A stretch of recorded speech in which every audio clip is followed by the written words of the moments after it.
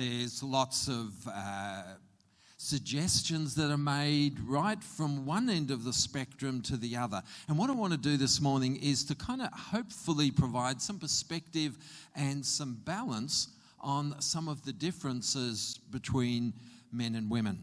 Firstly, let me say this, that all the research that we have tells us that men's brains and women's brains are actually far more similar than they are different. And that's the first thing that we need to say. They're actually far more similar than they are different. But there are some differences that are worth noting. Have a look at this, and I don't know whether you can read that. How much for a brain transplant? 5,000 for a male brain, 10,000 for a male brain, 5,000 for a female. Why is the male brain so much more? It's hardly been used. And there's many other jokes like that. My brain is really bigger than yours, but yes, mine actually switched on. Some have said that the male brain can be seen as working a little bit like that. And maybe you can recognize some aspects of your spouse's behavior. Very, very small area for toilet cleaning. Very small area for listening skills. Fairly large area for mathematics and spatial skills. Cooking, again, rather small. And some have suggested that this is the difference between the male and the female brain. My wife's shopping lobe is a lot larger than that, I want you to know. I wish it was only that big.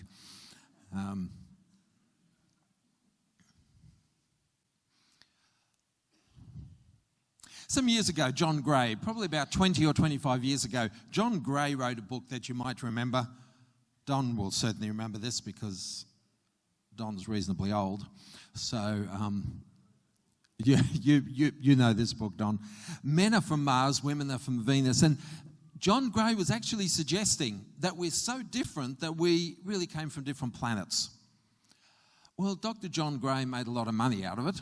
He ended up writing a series of books, Mars and Venus on a Date, Mars and Venus in the Bedroom, Mars and Venus. He had these people from different planets all over the place, and he became very wealthy out of it. One thing that I'm fairly convinced about, and that's that he overstated his case, that he actually made more of the differences between men and women than good research and science can actually back up. However, he suggests to you that the other danger is that we underestimate the differences. And there are some people who are fairly keen to say that the only differences between men and women today are those that society has actually foisted on us. And sometimes I think there's a bit of a political agenda running with that, to minimize the differences between men and women and say that it's really just to do with society. The research tells us otherwise. Let me share with you my personal research. Here is one granddaughter, 2.5 to 3 years of age. Her mother hardly wears high heels. But Stella, when she was 3, you'll notice in the next picture, she took off her thongs and swapped them for the high heels, and was quite distressed when her grandmother suggested that probably that's not going to work. And she thought, well, I'm giving them my shoes, why can't I have these nice red shiny high heels? Stella is now 8, her sister is 6, and it seems that there's no limit to how many Barbie dolls they seem to want to play with. Nobody really told them that. It's just something that kind of happened.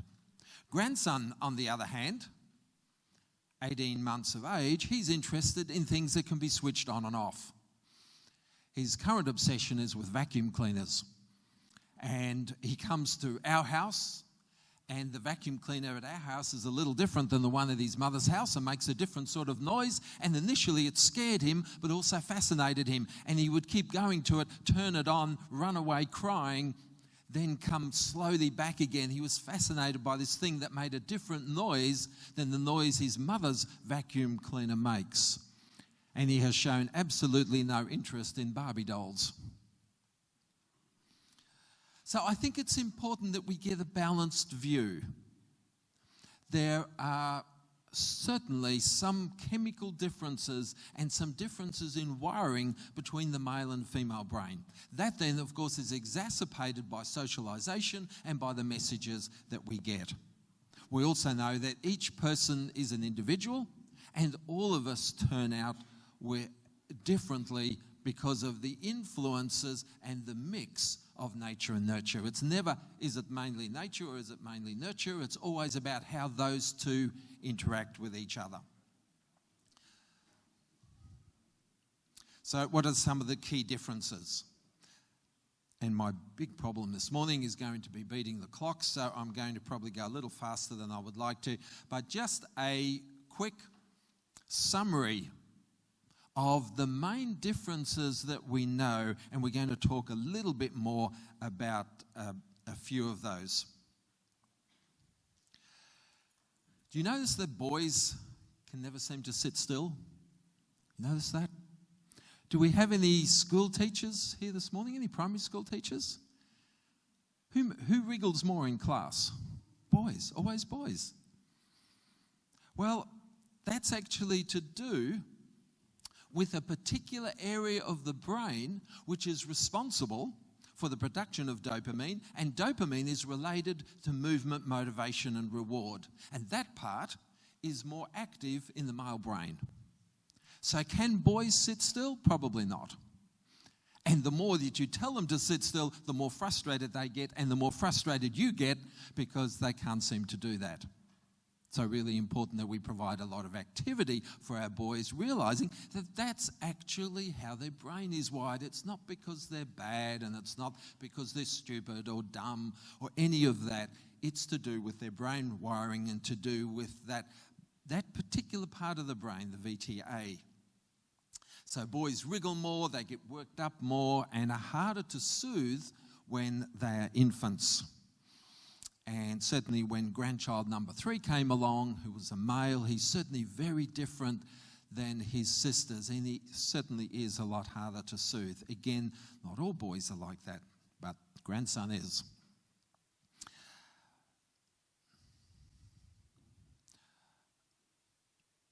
So when it comes to, and I referred to it just before, about the choice that boys make for things to play with and the choice that girls make for things to play with. Really interesting.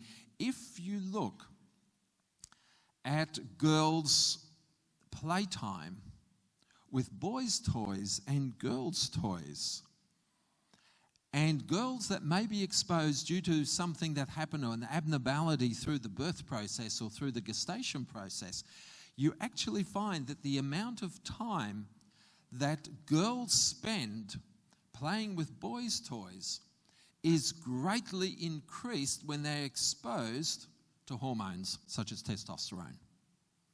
So the choice over what toys boys and girls play with is partly related to testosterone. So it's a hardwired thing. That doesn't mean that some boys don't want to play with dolls, and it doesn't mean that some girls don't want to play in the sandpit and smash their trucks together. But that's the exception.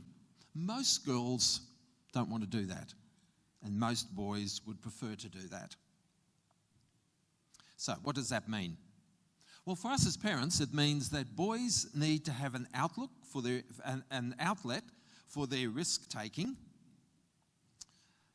If there isn't a male attachment figure for them to play with and to play rough games with, they need to have somebody, hopefully a relative, an uncle, maybe somebody at church, a safe person that they can do those rough games with, because that's really, really important. Boys will more naturally be attracted to violent games. So adult censorship of the use of social media and TV is really, really essential, because boys are naturally attracted to more violent games because of the brain activity that we've been talking about. Now, it's not only boys that play with toys, but it's also men that play with toys. And for those of us who are adults, as men, we seem to need toys for some reason.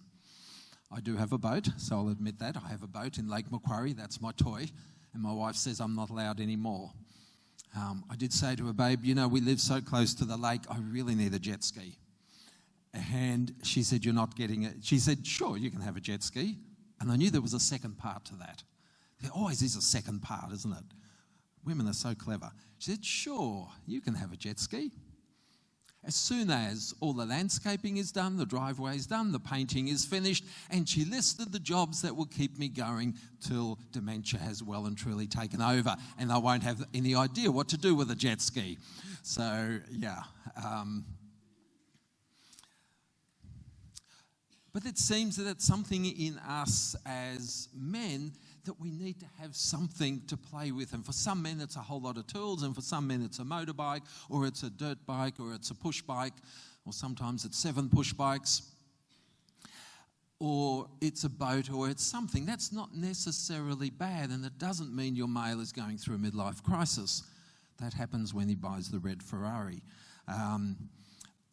But that seems to be, again, something about the restlessness of the male species. Have a look at this. This is interesting. And I think really disturbing.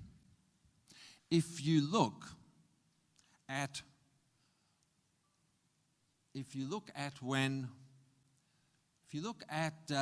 homicides for women, very steady throughout the lifespan. So you're just as likely to be killed by a 10-year-old woman as you are by a 75-year-old woman, according to these stats. But you're far more likely to be killed by a younger man somewhere between the ages of 19 and about 34 than you are in any other age. That, of course, has a lot to do with the amount of testosterone that is in a man's body during that time, and that, of course, feeds aggression, testosterone and also vasopressin. So younger men are often far more aggressive than older men. We have, as men, a very well-developed fight and flight response. And those higher levels of testosterone are directly related to levels of aggression in men.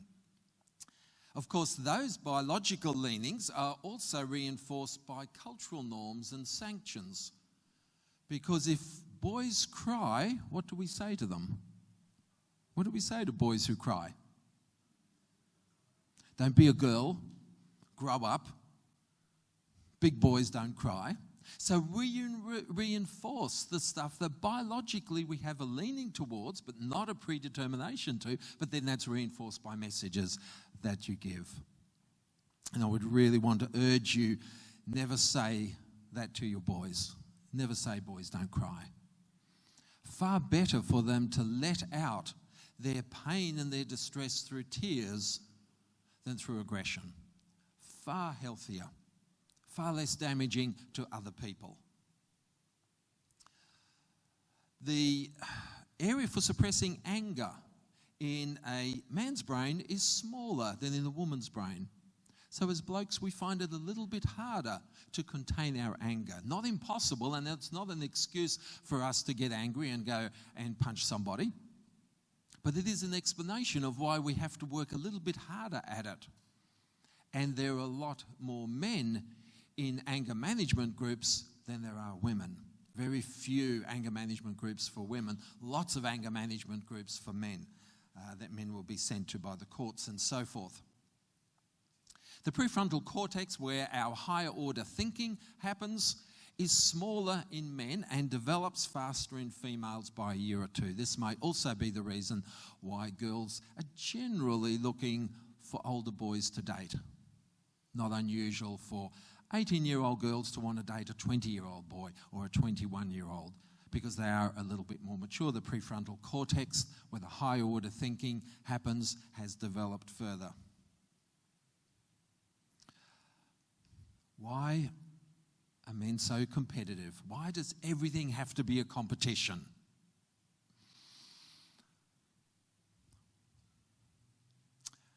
Well, we're primed to defend territory, to do battle, and to conquer. The chemicals that we have in our brain are there so that we protect you. Now, there's a downside to that. It means we can get insanely jealous, but we will also protect you as women with our own life. You will protect your young with your own life, and we will protect you with our own life. And that's to do with testosterone and vasopressin.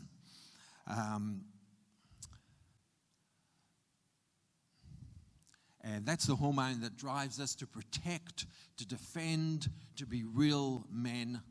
And that together with testosterone are the two important hormones in understanding how the male brain works.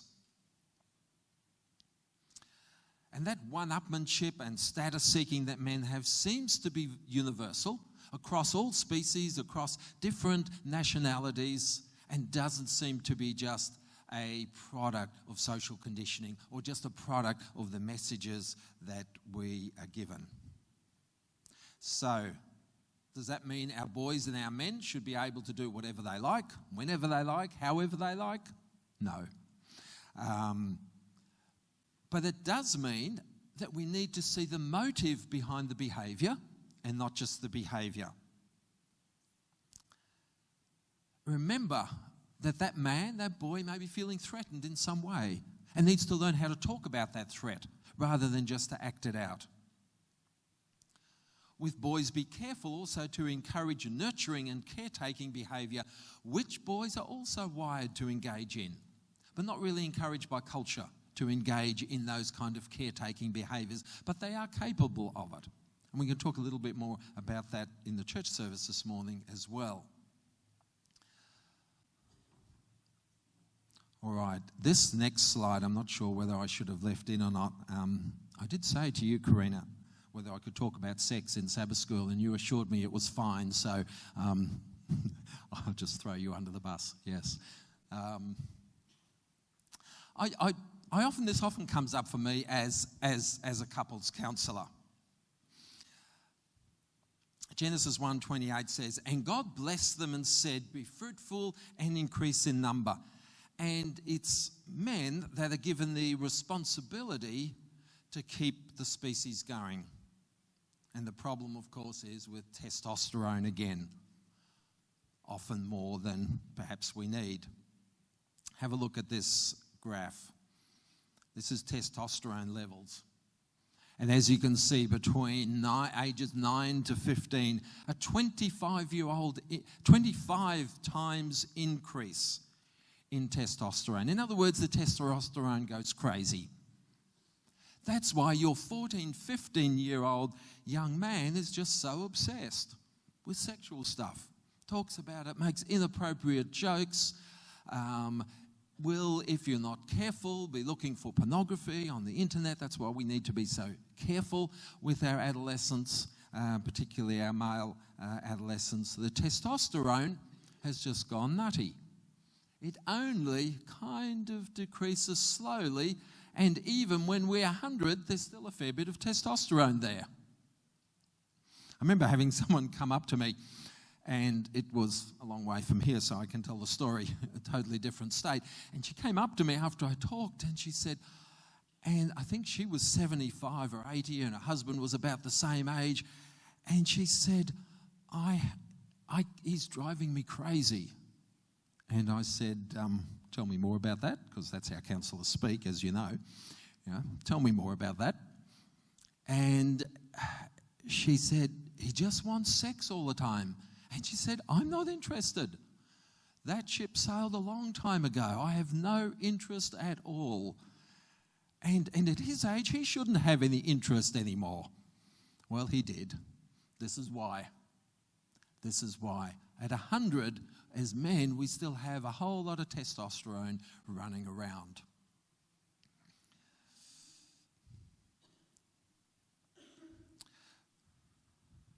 The area for sexual pursuit in the male brain is twice as big as it is in the female brain. Twice as big. And because we have 9 times as much testosterone, we are 3 times more likely to want to have sex than you are as females. 3 times more likely. And of course, the difference between the issue of mismatched libido is, of course, a huge one in couples counselling. As a couples counsellor, it's something I come across regularly. Now, there are, of course, exceptions to that. And I have certainly had men sitting in my counselling room who've complained about how much sex their wife wants. I've been very tempted to just look at them and say, do you have any idea how many people would kill to be you? But I didn't think that was helpful. So it does happen. It does happen. But more often than not, the mismatch is between an increased, a far greater libido in men and a lower libido in women. Let me just go through this fairly quickly. Men are driven to procreate and women are driven to start a family. So women are attracted to very strong and dominant men, sometimes to their downfall. And men are attracted to women who are obviously sexually fertile. So that is why men tend to, the first thing they look at is physical attributes in a woman. Because at some level, their body is driving them to say, well, can you procreate with this person? Is this likely to occur? Are they indeed sexually fertile? Researchers have found, and I found this rather fascinating, researchers have found that it takes 1/5 of a second for a male to classify a woman as hot. That's not very long. 1/5 of a second. I think it often takes weeks for women to feel the same way about men. They have to get to know them, they have to form an emotional connection, they have to understand them, they have to connect intellectually, and they go, yeah, I think you are mildly sexually attractive. We do that in 1/5 of a second. We figure that out. As many of you will know, men's brain circuits are aroused by erotic imagery, and I feel sorry for the people who've just come in who wonder what on earth we're doing in Sabbath school. Don't worry, we will get off this topic. Men want to be more sexually adventurous than women. Men also have dopamine and oxytocin and norepinephrine released during orgasm. And for women, this promotes the need to cuddle and talk. Guess what it does for men? Those of you who are married, you already know that. Men want to go to sleep because those chemicals are like a sleeping pill. Men, after they make love to their wives, are so relaxed, they just want to go to sleep. And the woman goes, oh, that's really good. I've just connected with you. I just feel warm. I now want to have a 2-hour conversation about our lives together, and you're already snoring. Be gentle with us as men. Some of that's chemical. It doesn't mean we shouldn't talk to you after sex, but it does mean we are going to be pretty sleepy. So we're going to have to work at that. Be patient with us.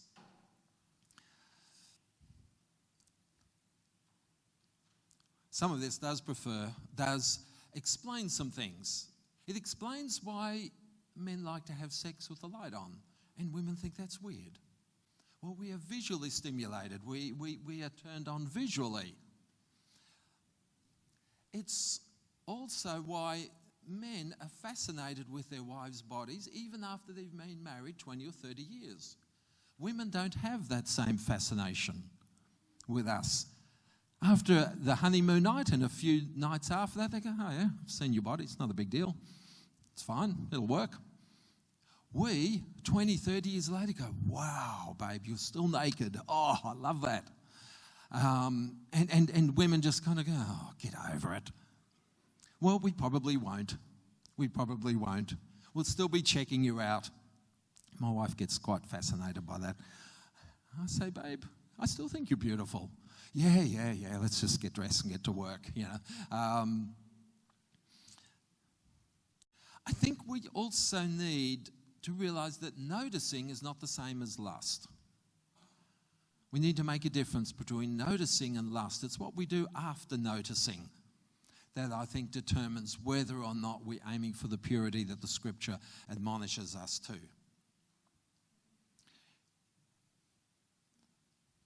How am I going with time? I have no idea. Should I be finishing up, Don? I should. You've always been direct, haven't you, Don? Yeah. All right. Let me... I'm at slide 24, Don, so I've only got 2 to go. So I'll be okay? Is he always trouble like this, or just with me? He's always trouble. Yeah, okay. So it's because he's a kid. And that does explain a lot of things, I must say, Don. Yeah, I think she's got it right. It seems that there are 2 sections of the brain, and men tend to use one more and women tend to use the other more. We're going to talk about the mirror neuron system a little bit in church service this morning. Men tend to use a different system, and that comes online quicker. It's more active in interpersonal emotional exchanges, and it moves very quickly to a solution. While it is thought that the mirror neuron system may be responsible for our ability to feel empathy. I'm going to flesh that out a bit more in the church service this morning. And men seem to use one system more, and women see another, and that may be influenced by hormones as well. As men, we're a problem-solving, solution-seeking machine. And I've had so many women over the years in therapy sit there and say, I wish he could just listen to me. And the guy sits there and goes, what do you mean? What do you mean listen? I listen, and then I help you solve it. And she shakes her head and goes, you give me an answer that doesn't fit, that doesn't work. Most times I don't want you to try to solve it, unless it's because the fridge isn't working or the dishwasher isn't working or the car won't start. Other than that, when it's to do with me and the hard day I've had or whatever's going on in my family or whatever's going with the kids, I just want you to listen. And as counsellors, we spend a lot of time teaching men to listen. Nodding your head, going, sounds tough. Oh, that's awful. I'm sorry you had such a bad day, babe. Those sort of responses, men find that really hard to do because they want to just go to the next step, which is, I think tomorrow when you go back to work, what you need to do is to tell that work colleague this, and this. And she just shakes her head and goes, I'll just ring a girlfriend. So in summary, yes, men are primed to be more aggressive, territorial, sexual and competitive. They're primed to fix things, but they also have emotions, and we may have learned due to messages given us by society not to express them. They have the ability to develop sensitive side, but society and culture doesn't always encourage that in men or reward that behaviour in men. And I don't think men and women were born on different planets. They are simply wired and socialised a little differently. So as men, what do we want from the most important woman in our life? We want you to be proud of what we accomplish. For most men, words of affirmation are their love language. If I've had the whippersnipper out and spent an hour or 2 cleaning up the weeds outside, and my wife comes home and she just walks in the house right past my handiwork, I feel hurt. I go, but I spent 2 hours, doing that. And I go, babe, did you notice I cut the grass? And she says, yeah, it's about time. Remember, my wife is South African. I said that last night. And I go, I'm all deflated now. Because men are just little boys running around pretending to be men. You need to realise that. And we want to be patted on the head by mummy. And in marriage, the mother figure is now the wife. We want to be patted on the head and go, you did a really good job. When I've raised this with my wife, she says, I don't recall you mentioning that I've done a great job every time I do the washing. Oh yeah, but that's different, It's not really. But we're not wired that way. we need it. We're not always good at giving it as men. But we want our women to be proud of what we can accomplish, our doing sort of stuff. We want women to be proud of that. We want reassurance that we are successful and that we've made it. We want you to be proud of us. We don't want you to criticize our efforts. We know that there is much that you can do better than we can. Lots of things that you can do better. And yes, we do want to have sex with you, and probably quite often, and we'd like it occasionally at least with the light on. I hope that's been a little bit helpful for you this morning. As I said, men and women are wired differently, but they're not as different as some would make out. But if we understand the differences that are there, we will be more kind to each other. We will be more loving, and I think we will do more of what the Scripture has invited us to do. God bless you all.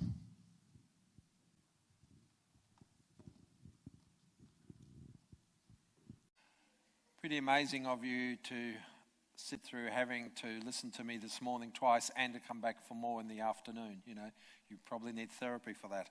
But it's lovely to have you, and we'll maybe get a few more come in. I'm wondering, because I've got this thing, as I said last night, about talking to empty church pews. Is there any chance that we can have all the people who are scattered over here? Can you guys at least come in the centre area? Is that possible? Can we get you to do that? That we'll just sort of not use the wings at all. We'll just use the... Oh, you're even going to come further forward. What a good example you're setting. Yeah. Oh, look at that. I'm touched. He's going to drag you right to the very front. Yeah.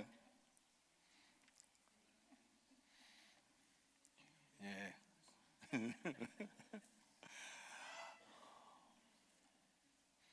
All right. Okay, that's a little bit better. I'm not talking to quite as many empty pews now. So, all right, we ready to go, Jared? Yep. Okay, let's just start with a word of prayer this afternoon. Dear God and Heavenly Father, we thank you that you made us to be in relationship, you made us to connect with each other, and you made us to be with one special person. Lord, sometimes that doesn't go as well as we'd like it to, and sometimes that goes horribly wrong because we live in such a broken, messed up world. Despite that, and despite the fact that at times it goes horribly wrong, sometimes, many times, it can go beautifully well. Lord, as we chat a bit about some of the things that science can teach us, that about relationships and what makes them work and the types of behaviours that seem to work better than others, we just ask that you'll be with us, that you'll bless us this afternoon. I thank you, Lord, for the warmth and hospitality of this church, and ask your blessing on them abundantly. In Jesus' name, amen. For those of you who were here last night, you remember that we talked about the challenges facing us as we do relationships. And we talked about the fact that things are not as clear-cut as they used to be about what men do, about what women do in relationships. We also talked about the bad rap that marriage often gets. And just the other day I was hearing somebody say over 67% of marriages end in divorce. That's simply not true. That's simply not true. It's bad enough, and as I said, the Australian Bureau of Statistics puts that at between 32 to 42%, and that's bad enough. The fact that roughly a third of marriages end in divorce. But let's not make it worse than it is. But there's a bit of sensationalism that goes on. The other thing that I would suggest to you that makes it tricky for us in trying to do relationships and trying to uphold marriage as God's ideal, I think the other tricky thing is, and it's totally gone, but it was good. Gee, I hate getting old. Do any of you have that happen here? You just have a thought and then that thought just totally disappears. You have that as well? Yeah, some of you get that. Sorry? It was good lunch too. Sandy, thank you for cooking all that for me too, by the way. That was nice of you. Yeah, that was really good of you to do that. So not only do we not have a blueprint for how to do marriage anymore that's anywhere near as straightforward, we also have a lot of a kind of bad publicity about marriage. And isn't it interesting that we generally tell the stories and hear the stories of the marriages that went wrong? What we don't do is tell the story of the marriages that go right. We gossip about divorce. Do we also gossip about people who are happily married and have been so for 50 years? People who have come to actually look like each other because of the empathic connection and the mirror neurons and all that stuff. Do we talk about those people and we go, isn't that amazing? They've been together for 50 years and they love each other dearly and have been there through thick and thin. We don't tell those stories because it's far more juicy to talk about someone's divorce, or about the abuse that's happening, the emotional abuse or the physical abuse or the unfaithfulness or the adultery. That's a much better, exciting story to tell. We also need to tell the good stories of marriages that work well. And in a sense, that's what Gottman is trying to do. In studying couples, he was keen.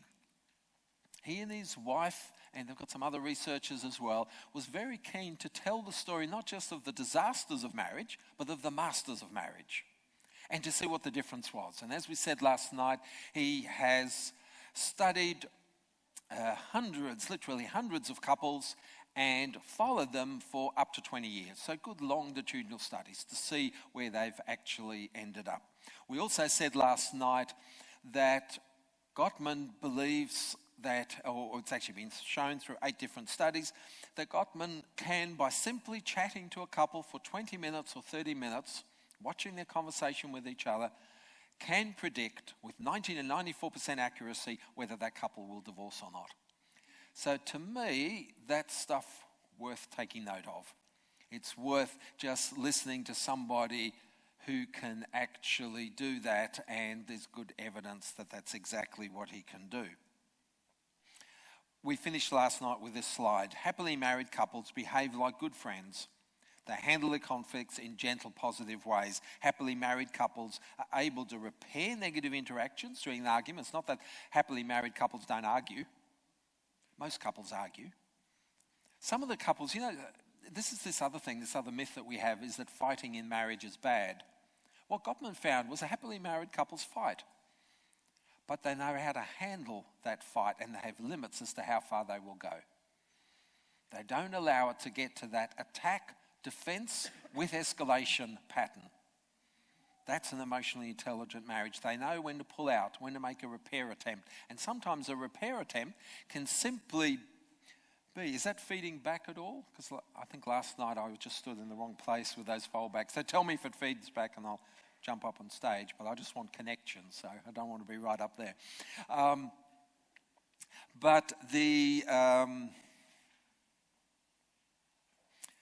So the difference is that happily married couples know how to manage that. They know how to make repair attempts. So one of them in the middle of the fight will go, oh heck, I need to pull this back. I need to pull this back. I need to soften my tone. Otherwise this may not end well. And I love my wife far too much, even though I'm really angry with her right now. I love her far too much to want to do serious damage to this relationship. So they soften the tone a little bit. The partner then responds with the tone softened a little bit. And a different interaction starts to take place. A different pattern, or what we might call a different dance. The dance starts to change from attack, defense to escalation, with something where people now kind of soften their tone and find a way of containing the argument. They don't necessarily solve it. Some of those arguments, as we said last night, never get solved. But emotionally intelligent marriage is going, I don't like this, but I can live with it. I can live with it. One of the things that I sometimes ask couples, and I actually do this when I work with families as well, and work with parents with teenagers, I say, how many hills do you want to die on? How many hills do you want to die on with your kid? How many hills do you want to die on with your spouse? How many issues are really worth fighting for that long to make sure you get your way? When I think of it in my marriage, it's really not that many. Because the things that I don't like are usually not central to my values or my morality. They're more about my likes and dislikes and preferences. They're more about my likes and dislikes and preferences, and often are about the power struggle that happens in relationships. Next time you have an argument with your spouse, this is what I challenge you to do. sometime during that argument, ask yourself, what's more important for me right now? To come up with my spouse with something that's going to work for us, or is it more important for me to win? And be honest with yourself. Is it more important for me to win right now, because I'm jolly we're not going to lose to her again? Or is it more important to actually figure a way out of managing this or solving it if it can be solved? And I think often, if we're really honest with ourselves, it's actually become more important to win. And I've noticed that within myself when I have arguments with my wife, and I'll go, yeah, right now I'm pretty hooked into wanting to win. Okay, that's a warning sign for me. That's not good, because really I want to win rather than solve something. What can make a marriage work is surprisingly simple. Happily married couples, we read this through last night just to get those of you who weren't here last night up to speed, aren't smarter, richer, or more psychologically astute than others. Success in marriage is not related to intelligence, it's not related to education, it's not related to psychological know-how, it's not related to whether or not you've got a degree in counselling or couples therapy. None of that correlates. In their day-to-day lives, they've hit upon a dynamic that keeps their negative thoughts and feelings, which all couples have, from overwhelming their positive ones. In other words, they don't let the irritations erode and eat away at the good stuff that is there, the good stuff in the marriage. That has to be protected, even if I'm really annoyed with my partner right now. So what then are the predictors of divorce? Well, there's four predictors of divorce. Have a guess. What do you think predicts divorce? If you were to, it's not on the screen yet, is it? No, good. Otherwise you would cheat. What do you think are the sort of things that researchers might find actually predicts divorce? Where did that come? Well, that wasn't you, was it, Jared? No, that would be very nasty for you to say that about Corinne. Came from the gentleman up the back who I see is not sitting with his wife. Yeah. That sort of comment will get you into more trouble than you can ever get out of. Yeah, no communication. Someone's read some Gottman. Yeah, someone's read Gottman. Very, very good. Turning towards rather than turning away. We're going to talk about that, about bids for connection. Yeah. Money issues is what people fight about, but it's whether or not those fights about the money issues end up in the end of the marriage or end up in the miserable marriage, or whether they can actually be managed in a way that still works for the couple. There are four things that Gottman particularly identified, and he called them the four horsemen of the apocalypse, which is interesting because Gottman is actually Jewish rather than Christian, but he obviously has enough familiarity with the book of Revelation that he's been able to steal a metaphor. So we'll let the Jewish gentleman steal a metaphor from the New Testament. And the reason he called them the four horsemen, because you remember in the book of Revelation, the four horsemen signal the end. When those four horsemen are galloping through your marriage, they are signaling the end of your marriage unless you do something. Thus, they are the four horsemen of the apocalypse in Gottman's writings. First one is criticism. And we make a difference between criticism and complaint. We all have complaints in marriage. And it's okay to have complaints. Criticism is deeper than that. Criticism is, I'm criticizing you as a person. Somehow you are inadequate. I don't just have a complaint that you don't wipe the crumbs off the island bench. Taking this directly from my marriage. You forget to wipe the crumbs off the island bench. Do any of you men do that, get in trouble because you haven't wiped the crumbs off the island bench? You know, somehow, yeah, you do as well. It's just like, I think I do it. My wife says, could you just remember? And I either go, sure, honey, or I'll go, yeah, I'm sure I did it. She says, yeah, there's only two of us who live in this house. Yeah, so really, yeah, okay. And I know I didn't do it. And unfortunately, my wife's memory is better than mine. So criticism, complaints are normal in marriage. Criticism is different because criticism cuts deeper.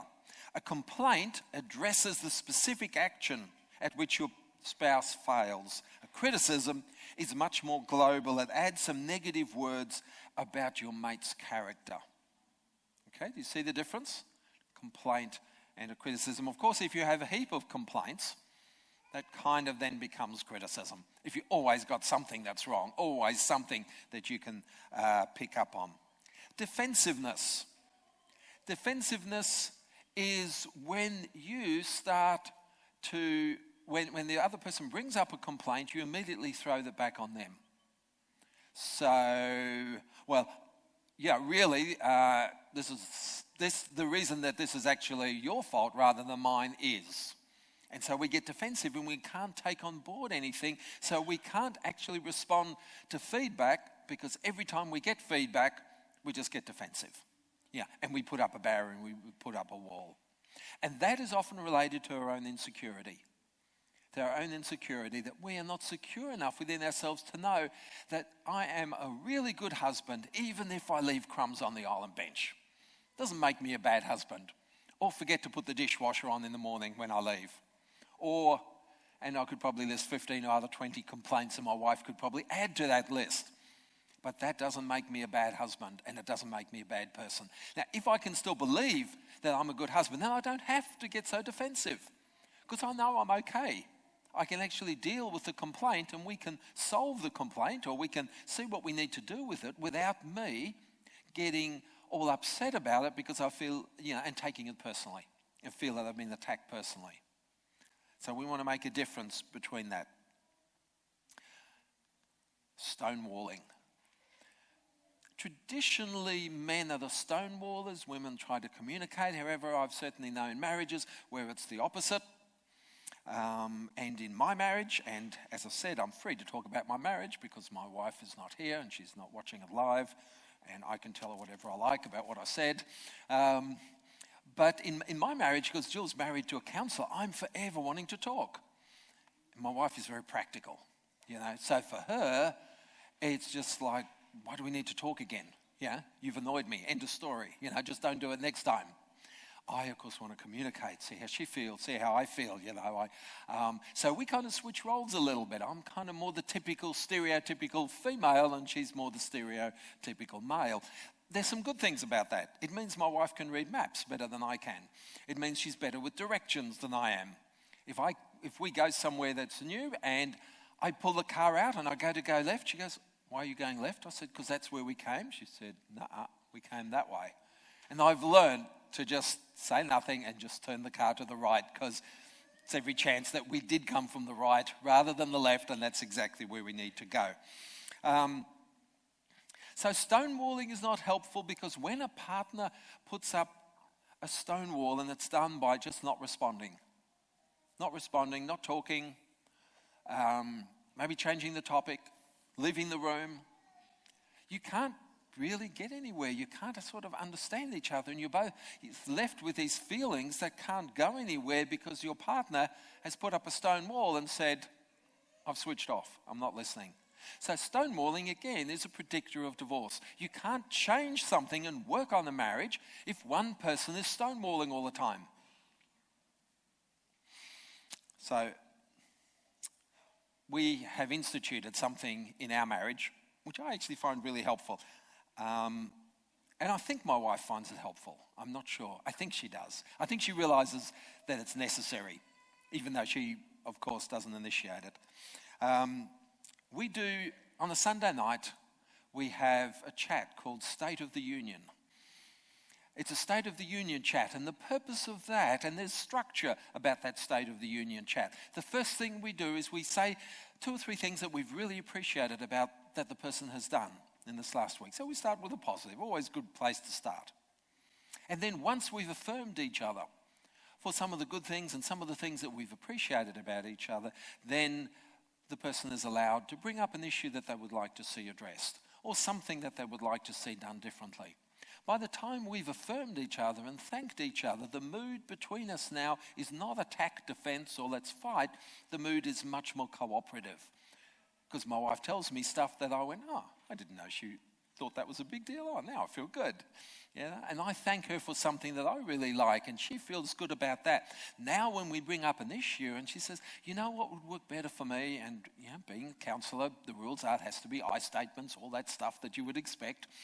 So, what would work better for me is if there was some way we could do this better, or you could do this, or is it possible that we could have that? And so we talk about that not because there is a problem that has to be solved. This is not crisis meeting.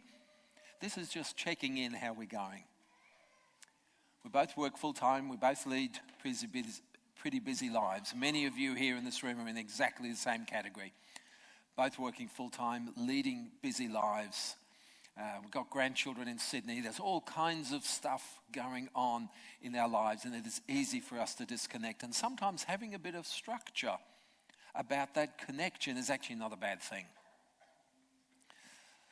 And I notice that when we don't have our State of the Union meetings, I don't feel as close to my wife, and I don't feel that I can deal with things as well. And when we have them regularly, I start to feel more connected. The one that Gottman found has the greatest correlation with divorce is contempt. Contempt is when I actually give you the message that I don't think you're a very nice person. When I actually have contempt for you, I don't like you anymore, and I say that to you, and I give you that message that I don't like you, I don't even think you're a good person or worthwhile person, and the implication is I have no idea why I still stay with you. Gottman said when contempt comes into a relationship, unless something is done, that relationship is doomed, unless it's addressed. We're not saying that things can't be rectified when the four horsemen start galloping. We're just saying if those things aren't rectified or addressed, particularly contempt, strongest correlation with contempt, then statistics tell us, research tells us, that the marriage is most likely to end in divorce.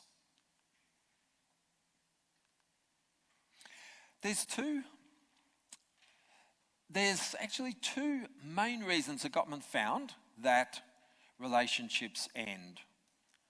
One is the four horsemen. The second one is emotional withdrawal or disconnection. Gottman found that if the four horsemen are practiced in relationships, the marriage lasts about 5 to 6 years if the issues aren't addressed. They don't get into counselling, they don't talk about it, they don't actually do anything to change it. 5 to 6 years. He found that in marriages where there's emotional withdrawal, these marriages go for an average of 16 years after the wedding. My guess is you probably know people who are still together, but their marriage ended years ago. Do you know people like that? They are still together, but there's no real emotional connection.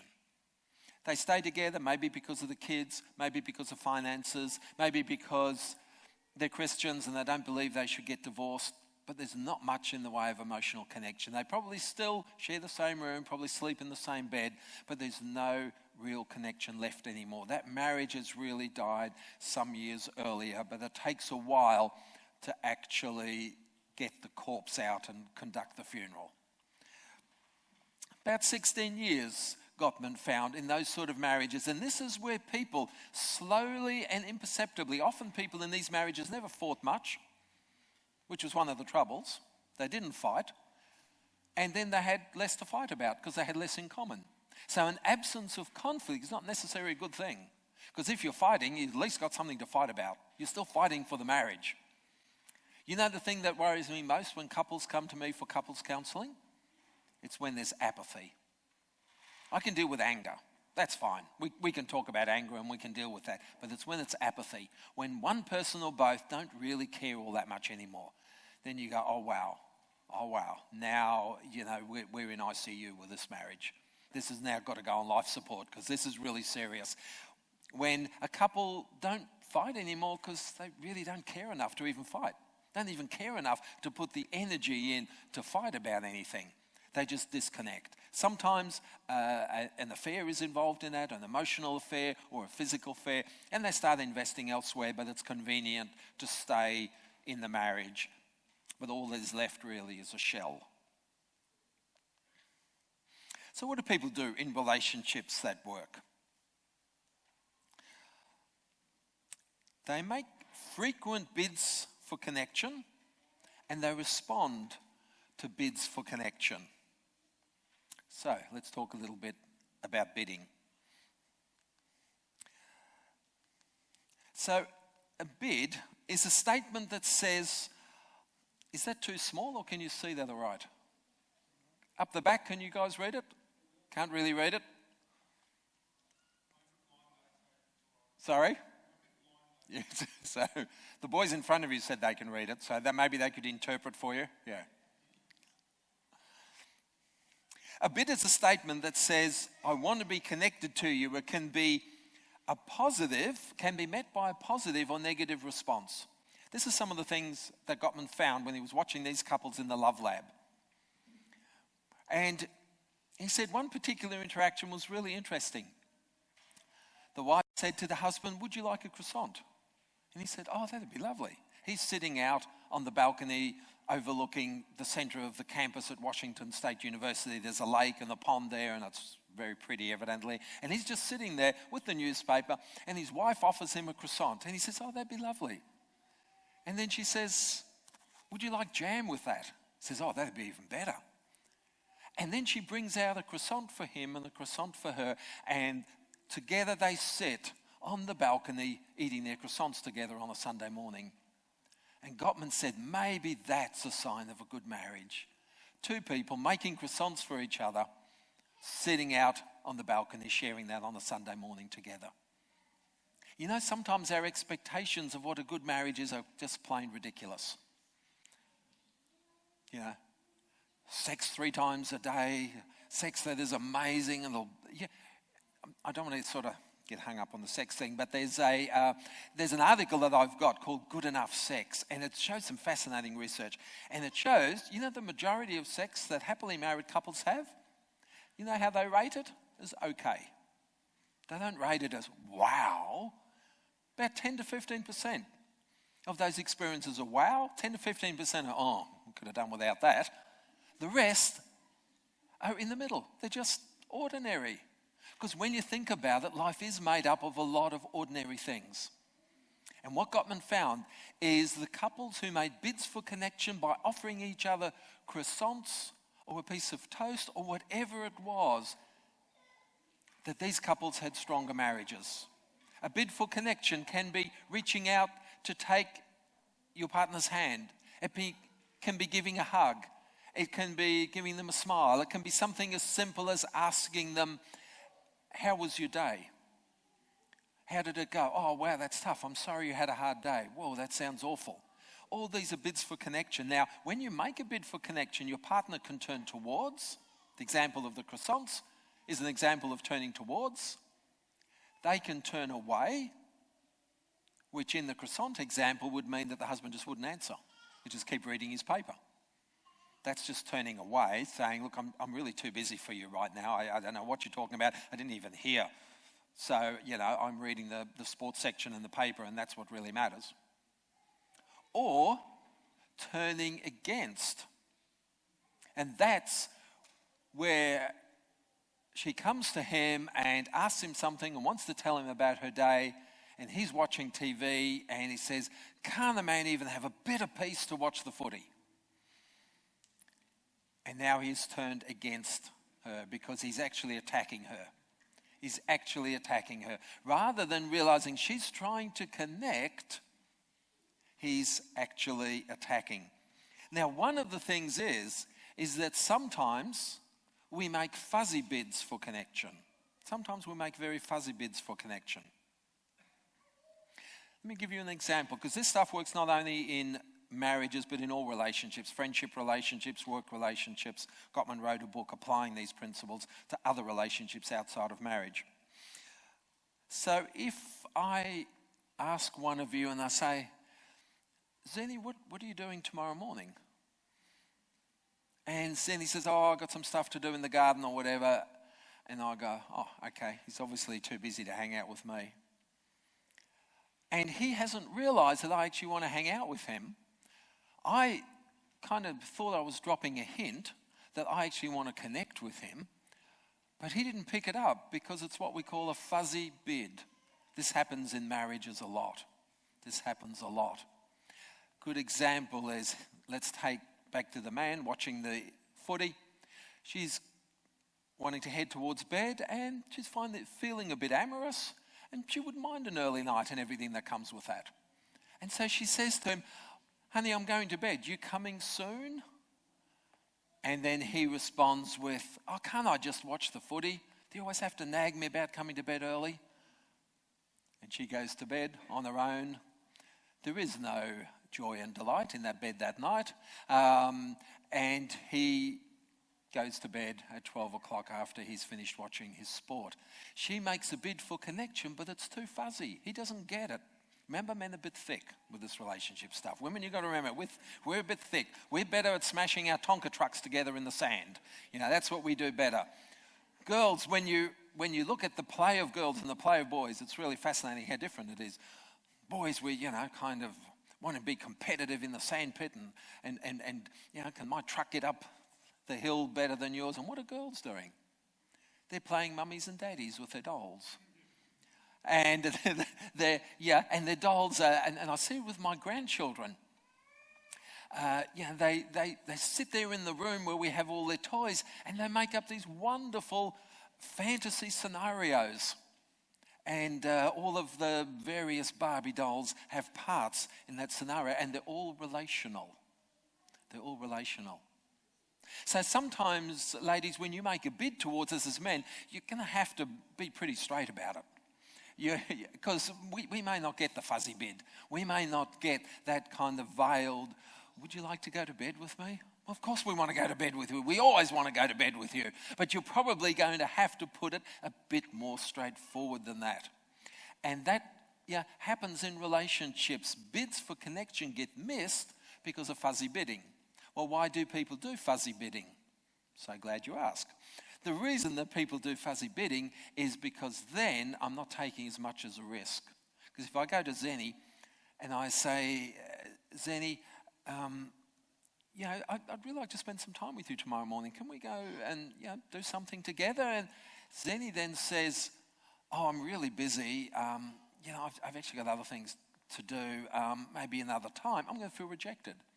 But if I simply ask him, "What are you doing tomorrow?" and he tells me he's busy, then I'm not going to feel anywhere near as rejected because I haven't put myself out there and made myself vulnerable. Does that make sense? So we often protect ourselves in relationships and don't make ourselves vulnerable, and then don't get the connection we need because we didn't directly ask for it. It's been numerous times when I've said something to my wife about, "I was really hoping we could do that," and she just looked at me and she said, "Well, why didn't you say so?" And I go, "Yeah, I just thought you'd pick it up, I've got some cables. Yep, they can't go any further, I don't think. And one of the things I often say to couples is that mind reading and assuming that your spouse is psychic hasn't got a good success rate. Thinking your spouse can crawl into your head and imagine what you need at any particular time it doesn't work particularly well. Sometimes we get it right, but often we just miss it. So bidding and a good assertive bid can be really, really helpful. Have a look at these stats. In marriages headed for divorce, husbands disregarded their wives' bids 82% of the time. 82% of those bids got ignored. 82% of the bids. In stable marriages, this happens just 19% of the time. None of us are going to pick up all the bids for connection from our partner. We're not going to get all of them, but we ought to get most of them. And in stable, happy marriages, only 19% of the bids were ignored. In marriages headed for divorce, 82%.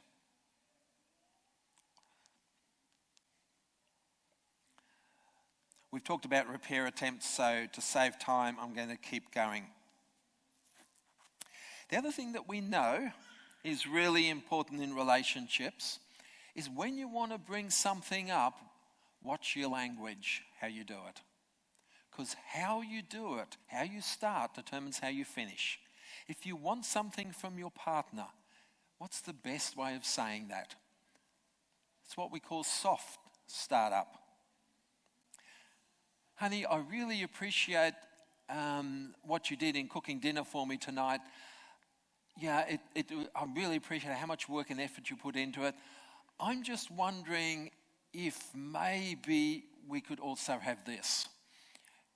We've had, gluten steaks 5 nights in a row, and I really appreciate, how good you are at cooking gluten steaks. I'm just wondering, I wouldn't mind having something else occasionally. The way, rather than looking at the plate and going, oh, do I have to eat that again? That's not going to end well. Why? Because it's what Gottman observed as harsh startup. Couples in marriages that were emotionally intelligent use soft startup, not harsh startup. They found a gentle way of saying things. And doesn't the Bible say that? A gentle answer turns away wrath. It's often about the language you use, not so much what you say, but the words you use, how you express that.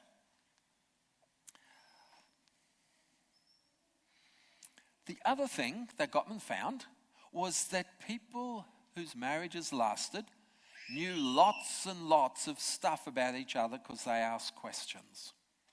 Knew lots and lots of stuff about each other because they asked questions. So love maps are all of those little details about your partner. How many of you still get things wrong when you buy your spouse a present?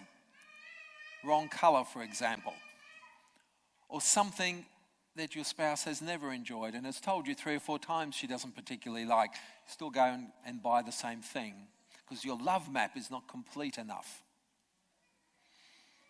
There's a little app well worth investing in called Gottman's Love Maps, $2.99.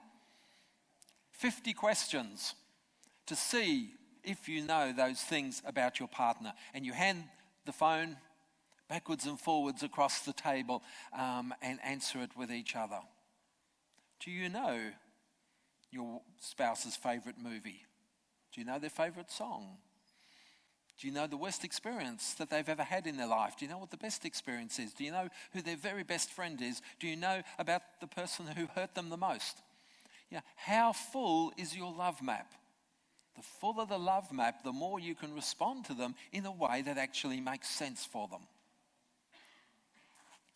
Emotionally intelligent couples are intimately familiar with each other's world. They have a richly detailed love map, that part of the brain where you store all the relevant information about your partner's life. They know each other's goals in life, each other's worries, each other's hopes. From knowledge springs not only love, but the fortitude to weather marital storms. Couples who have detailed love maps of each other's world are far better prepared to cope with stressful events and conflicts. Because we know much more about the other person. We know many different ways that we can communicate successfully with them. And if one doesn't work, we have another because we know so much stuff about each other. How do we form the love maps? We form it by asking questions. And whether you use a $2.99 app or whether you just make it up yourself doesn't really matter, but we do it by asking lots of questions of each other. And when the person tells us a story, rather than going, oh, wonder when this story will end.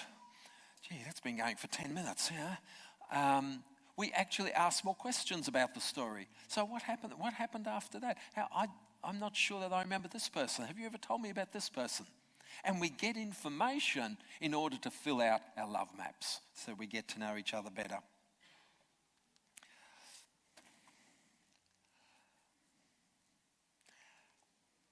And we work to keep the relationship in positive sentiment override. Gottman talks about negative sentiment override and positive sentiment override. In very simple terms, think of it as a bank account.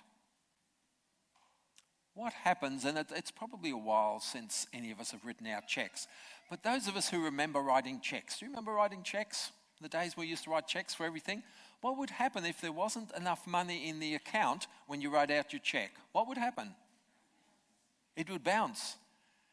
And it wasn't good, was it? Because people were upset and you got fees on your account and all sorts of things happened. And there were some people in the days of checks who just kept writing out checks and checks kept bouncing all around the country, it ended up in serious issues. If you don't have anything in the bank account of your marriage, if you haven't invested and got good stuff in there, then you don't have to do much to be in trouble. Not much at all. You only have to look the wrong way. You don't have to do much if the bank account is empty. If, however, the relationship is in positive sentiment override, you've got a fair bit in the bank, you can get away with almost murder. Not quite murder, but you can get away with a lot. When my wife and I are close, it is so much easier for me to overlook things that annoy me. When we're not close, those things that annoy me become huge, and it's like out of proportion.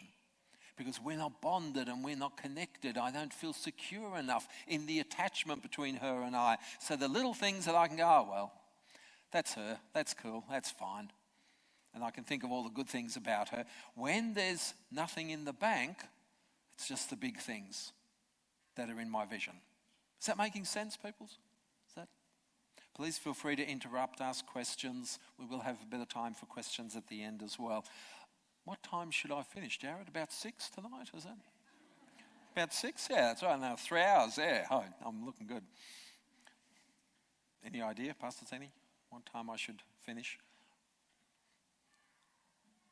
Why don't you give me a signal, like start to sort of go like that, or, glaze over, or go to sleep or something, Yeah, if you start to go to sleep, if either of the pastors start to go to sleep, I know I'm in big trouble. So,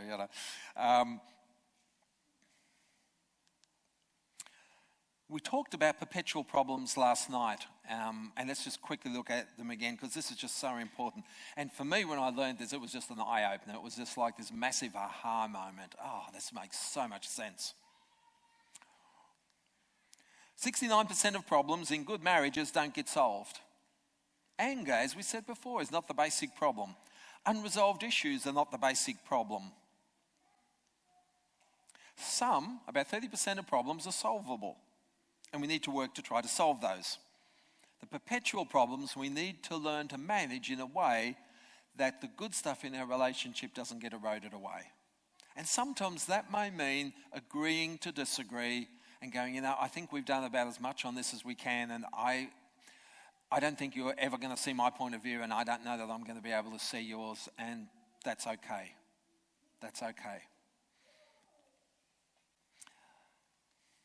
This leads me to believe, says Gottman, that most conflicts don't arise from pathology. They don't arise because there's something wrong with your partner. As a counsellor, you'd be amazed how many times I get somebody sent to me by their spouse. Go to the counsellor, get fixed. Like, I don't know how to deal with you. Just go to the counsellor, you've got serious problems. And then sometimes that spouse will ring me before the appointment and say, I need to tell you a little bit about so-and-so. So in other words, they're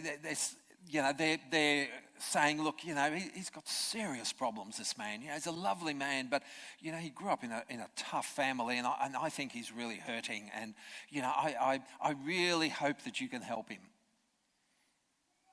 Which sometimes is code for, I don't know how to connect with him anymore. And if you could just fix him and change him, then I'm sure between my love and your professional expertise, we can make this man a halfway decent human being. Yeah. This leads me to believe most conflicts don't arise from pathology. I believe they develop because people attach different meanings to the same situation, which gets in the way of their ability to bid, that's how we make connection, and respond to one another's bids for connection. But if they keep talking to one another and describe how they find meaning in their positions, they may reach some common ground, a place where meanings emerge and compromise is possible. My wife and I used to argue a lot about where we would live. This was while we were dating.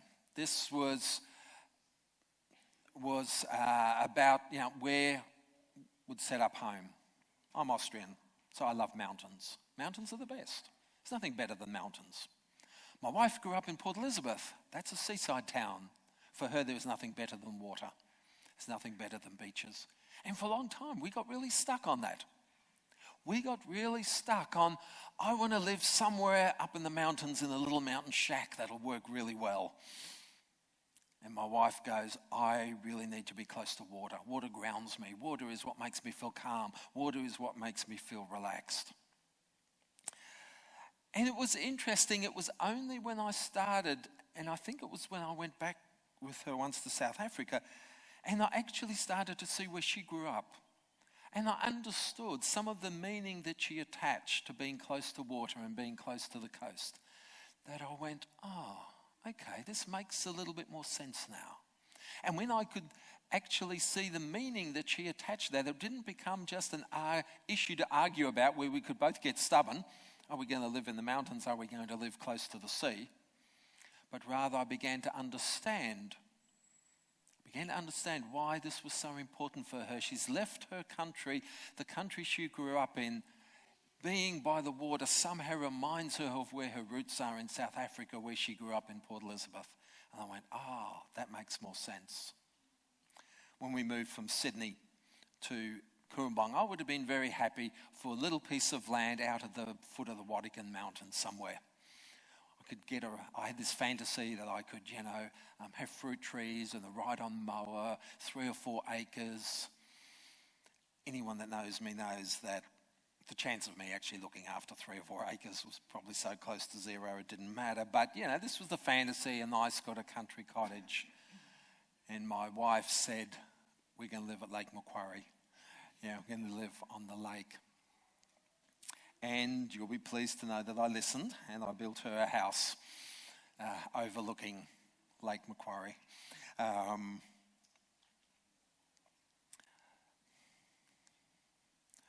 That's what we mean by understanding the dream behind the conflict. Then it's easier to compromise.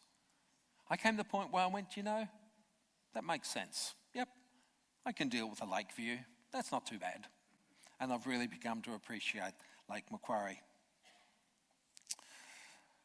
Maybe it's not the depth of intimacy in conversations that matters. Maybe it doesn't even matter if couples agree or disagree. Maybe the important things is how these couples pay attention to each other, no matter what they are talking about. How do we pay attention to each other? Because remember, we were made for connection. We were made to be together. So we can do that even when we disagree. So here we go. Here's a summary.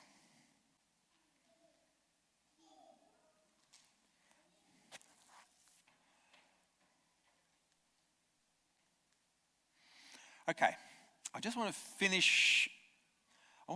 And hopefully this won't take too long. But another social researcher in the States called Shaunti Feldheim. Shaunti Feldheim is a committed Christian, but she's not a psychologist. She doesn't come from a background of counselling, but she's a social researcher. So she asks people their opinions, asks lots of people through surveys and interviews as to what their opinion is. And out of that, she's written some excellent books. And the bit, and we could have done a lot more on Shaunti's work. She came to a conference I was at 3 or 4 years ago and actually heard her speak, and it was really nice to actually listen to her. She became very fascinated about what people said made them happy or unhappy in marriages. What did she learn from her research? What makes him happy according to the many men that she spoke to? Effort being noticed and received with sincere thanks. Remember, men are boys who want to be patted on the head and told that they've done a good job. Mentions in front of others that he did well. So we like it as men when we overhear women saying, I so appreciate what Jack did. This is amazing. He built this cupboard for me and it's just exactly what I wanted. And we as men over listening to the conversation, we feel wonderful. We just feel great. Our reward centers go crazy and we just go, wow, my wife's proud of me. Whoa, I feel good. Shows that she desires him sexually and that he pleases her sexually. As much as men are seen as kind of selfish in bed, really basically most men, not all, but most long-term committed marriages actually want to make their wife happy sexually. They don't just want to have fun themselves. They actually want to know that they please their wife. Makes it clear to him that he makes her happy. As you can see, that's all pretty much in the same area. What makes her happy? When he takes her hand. Men, do you remember to do that? Or is it generally your wife who has to take your hand when you go walking into church or into a shopping centre? Is it generally you that have to grab because he's forgotten that you're married? Or do we as men also remember that, hey, this is important for my wife. She wants to know that I'm her man and that we're attached and we're together, and she wants that to be public knowledge. Leaves a message by voicemail, email or text, even if he's having a really busy day. Just to show that he's remembered her. Shows physical affection when they're in public. He's not scared of putting his arm around her and giving her a hug. Tells her, and means it, that she is beautiful. Pulls himself out of his bad mood rather than withdrawing and stonewalling. Rather than just sneaking off. And this is one of the issues that I had with John Gray's book. Any of you who read John Gray's book, Mars and Venus, remember that he makes this big thing that men need their cave? Do you remember that? If you know, not too many, yeah? So it almost like he justified men, if they're in a bad mood, disappearing, going into their shed for 5 or 6 hours and just leaving the wife with the kids in the house. Well, you know, a bloke's bad mood is a bloke's problem to sort out and to contain. And just because I'm in a bad mood doesn't mean I have a right to ignore my wife for the rest of the day because I need me time. Yeah, maybe I need half an hour to catch my breath, maybe. But just to withdraw and to stonewall, I don't think is really healthy. And my issue with John Gray's book was he almost kind of justified that. And I don't think that's helpful. Remember, good marriages are to a large extent about the behaviours we choose. To a large extent, not totally, but to a large extent about the behaviours that we choose.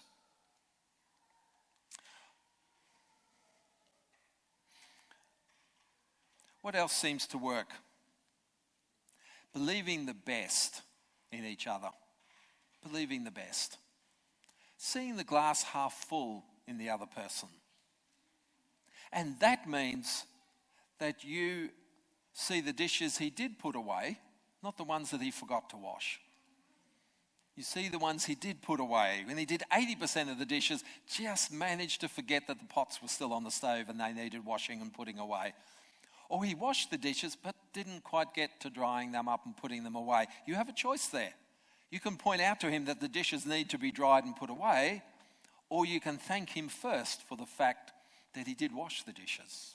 You have a choice. Shawnee Feldheim says that sometimes it's okay to go to bed mad. You know, we normally say make sure that you never go to bed angry. I mean, some people would not get a lot of sleep. Shawnee says, you know, sometimes you just need to leave it. You just need to kind of go, we're really mad with each other and that's okay. We know that there's solid love underneath there and we'll get back to this tomorrow when we both aren't exhausted. Have you ever tried to problem solve with your spouse at 11 o'clock at night when you've had a hard day? You have very few resources left. And now you're trying to problem solve in the most sensitive area of your life, your marriage. And you wonder why it's going badly. Well, you know, you need to bring your best game to that sort of discussion, not your worst game. So you need to do that when you actually aren't exhausted, tired, and totally wrung out from a heavy day. So sometimes you may need to go to bed mad. Shawnee says that in marriage we need to keep score.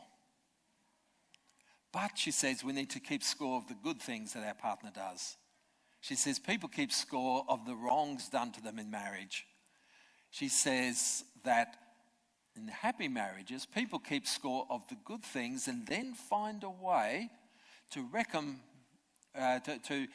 compensate the partner for the good things. They keep score and then go, you know what, that was so great that she did. I think I'll do this. I so appreciate what she's done. I'm just going to take her out for dinner tonight so that she doesn't have to cook.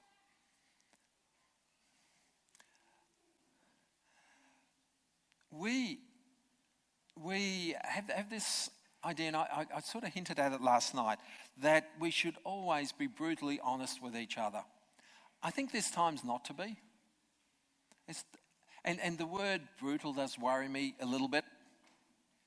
I think we need to be gentle.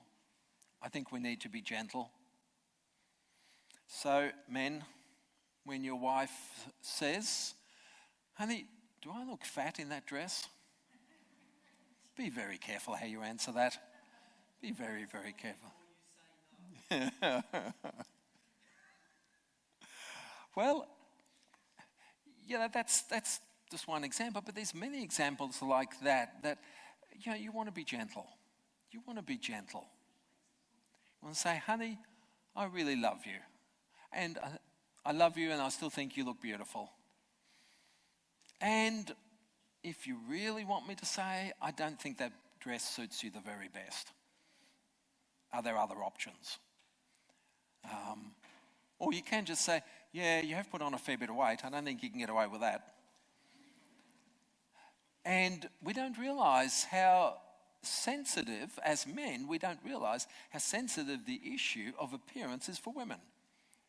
Because the double standard in our society is if a bloke puts on a bit of weight, oh well, that's fine. If a woman puts on a bit of weight, that's nowhere near as fine. We have a real double standard in that. And as men, we don't often realise how sensitive this area is because it's not a hugely sensitive area for us as men, but it is for the women in our lives.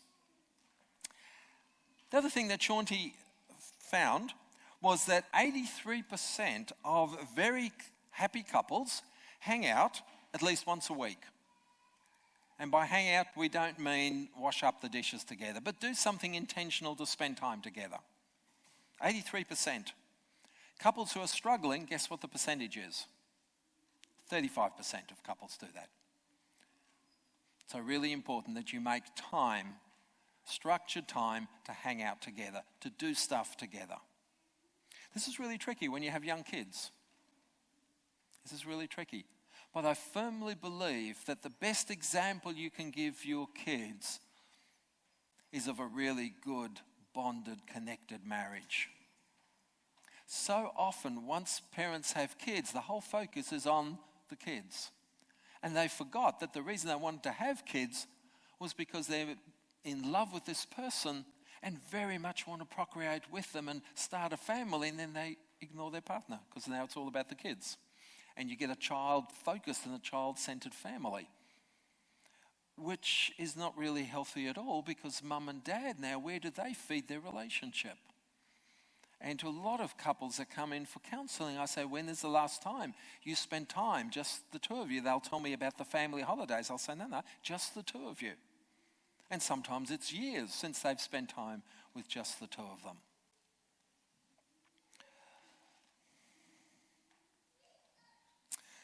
So, why can relationships be made simple? Let me suggest this in summing up. Because it is more about behaviours and choices than it is about compatibility. Is it important to have some things in common? Of course. Common values, common goals, some common interests. That's certainly important. What's even more important is what you do after you establish those commonalities and how you behave towards each other. The other great thing of the stuff that I've talked about is you don't have to do this stuff perfectly for it to make a difference. You just have to start to do some of it. You don't have to do it perfectly because none of us really do anything perfectly. You just have to start doing some of it. As Paul in Ephesians says, be kind and compassionate to one another, forgiving just as in Christ God forgave you.